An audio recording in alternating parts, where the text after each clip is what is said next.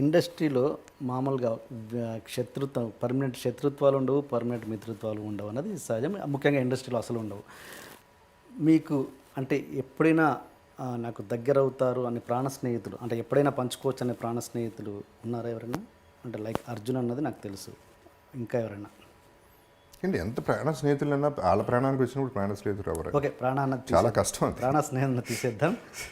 ఏదైనా స్నేహం వరకు ఎస్, అంటే అంటే దానికి కూడా ఒక లిమిట్ ఉంటుందండి. Naturally like I said, I me my self అనేది మళ్ళీ వర్తిస్తుంది. అది ఎవరికైనా, నాకైనా వర్తిస్తుంది.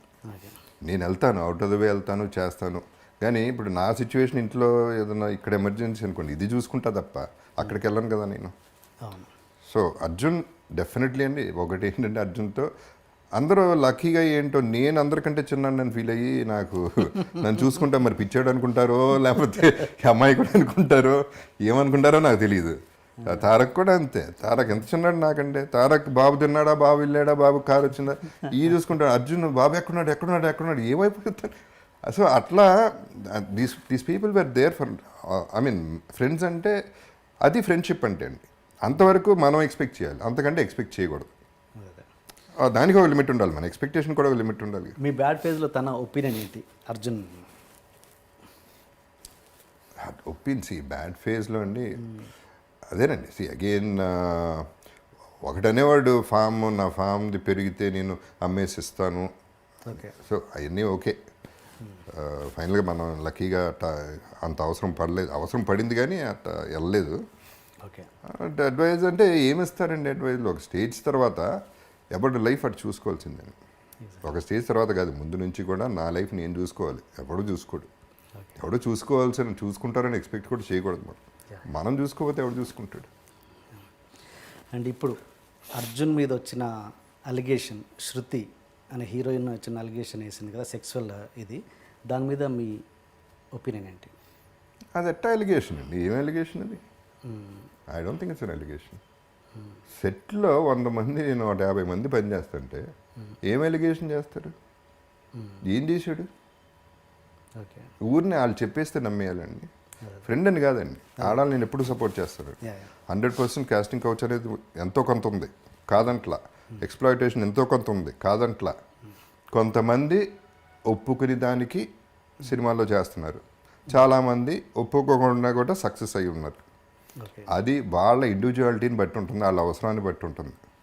దాన్ని పెద్ద ఇష్యూ చేయటం, ఎస్పెషల్లీ ఇటువంటి ఇష్యూస్ చేయటం అనేది ఏది దొరికింది, ఒక మీటూ దొరికింది కాబట్టి ఇట్ ఈస్ ఐడెంటిటీ క్రైసిస్ అండి.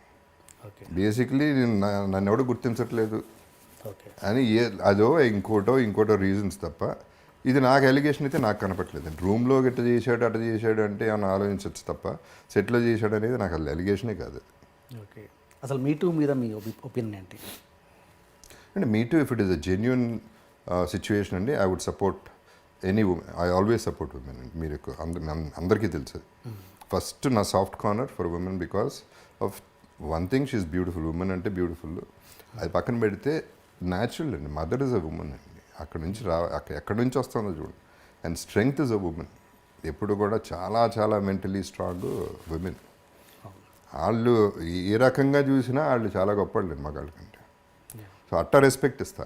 కాకపోతే రివర్స్ అవుతుంది సిచ్యువేషన్, అది ఎవరికి తెలియట్లా. అది వాడుకుంటున్నారు కొంతమంది.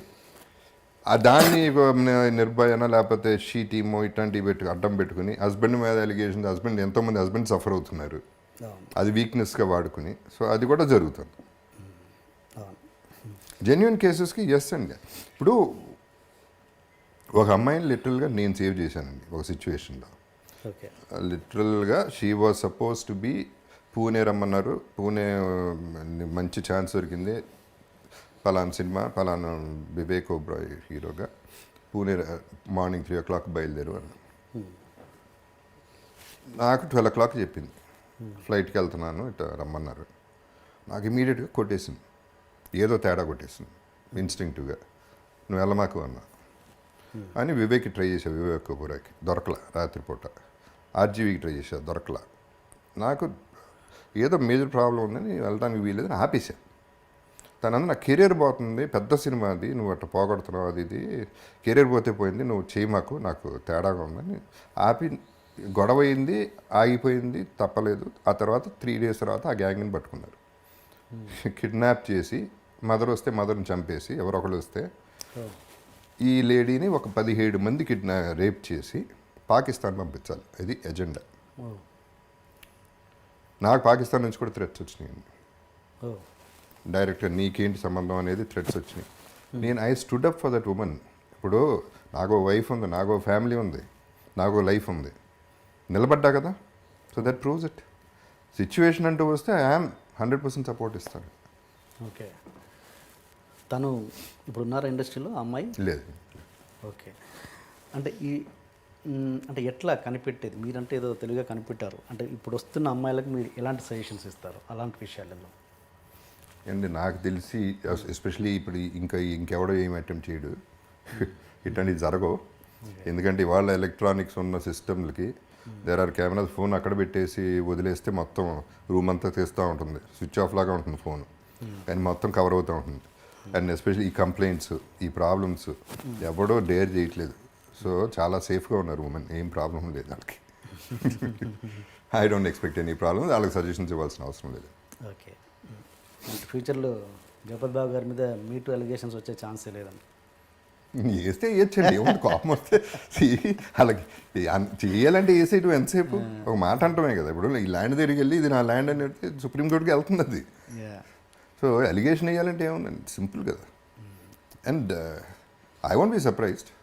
ఓకే, ఏముంటుంది, ఏదో ఒకటి ఏది అనాలన్నా అనేయచ్చు. ఫస్ట్ ఏముంది, ఇవన్నీ ఉన్నాయి కదా, మన ఛానల్స్ అన్నీ ఉన్నాయి కదా, వచ్చేస్తాయి కదా న్యూస్ బయటికి. ఒక క్వశ్చన్ మార్క్ పెట్టేస్తే అయిపోయింది మీకు మీ పని. క్వశ్చన్ మార్క్ ఫుల్ స్టాప్కి చాలా తేడా ఉంది కదా. ఇప్పుడున్న మీడియా మీద మీ ఒపీనియన్ అంటే genuine opinion? Again see media is also selfish అండి. న్యాచురల్లీ వాళ్ళు they have to make their money, టీఆర్పీలు పెంచుకోవాలి. వాళ్ళ న్యూస్లో డెఫినెట్గా ఎక్స్ప్లాయిటేషన్ అనేది ఉంటుంది. ఓకే, ఛాన్స్ దొరకాలే కానీ ఏ ఛాన్స్ దొరికినా మ్యాక్సిమం పీక్కి వాడేసి వాళ్ళ లైఫ్ నాశనం అయిపోయినా పర్వాలేదు వాడుకుంటున్నారు అనేది most of the, not everybody, there are people, there are genuine people ఇంకా స్టిక్ ఆన్ అయ్యేది. మారల్స్, ఎథిక్స్ ఉన్నవాళ్ళు ఉన్నారు. బట్ ఏమవుతుంది, కాంపిటీషన్ ఆడు చేశాడు కాబట్టి ఆ టీఆర్పీలు పెంచుతున్నాడు కాబట్టి మనం పెంచాలి అనే ఈ కాంపిటీషన్, అదే డబ్బు పిచ్చ. ఈ పిచ్చ కోసం లైఫ్లు పోయినా పర్వాలేదు అనే పద్ధతిలో వెళ్ళిపోతారు. It is going out of proportion, doubt ఇది. అండ్ హ్యూజ్ అంత పెద్దది చేస్తున్నారు.